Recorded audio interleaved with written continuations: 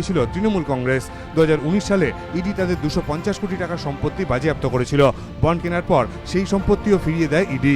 Electoral বন্ডের তথ্য প্রকাশ্যে আসার পর দেখা যায় ফিউচার গেমিং এর পর সবচেয়ে বেশি টাকার বন্ড কিনেছিল মেগা ইঞ্জিনিয়ারিং।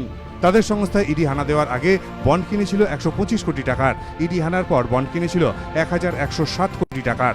ইডি হানার আগে তারা বিজেপিকে দিয়েছিল 120 কোটি টাকা, আর ইডি হানার পর বিজেপিকে দিয়েছে 549 কোটি টাকা।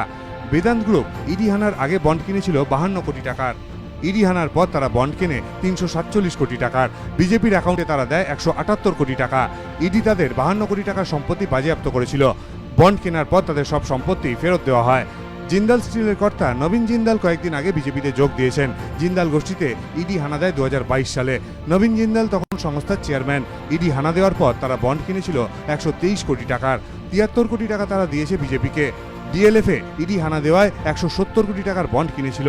তার আগে কোনোদিন কোনো রাজনৈতিক দলকে টাকা দেয়নি তারা।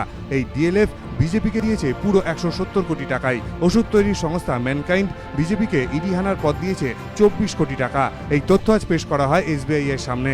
কোনো উত্তর দেয়নি স্টেট ব্যাংক অফ ইন্ডিয়া। আকাশ বার্তা।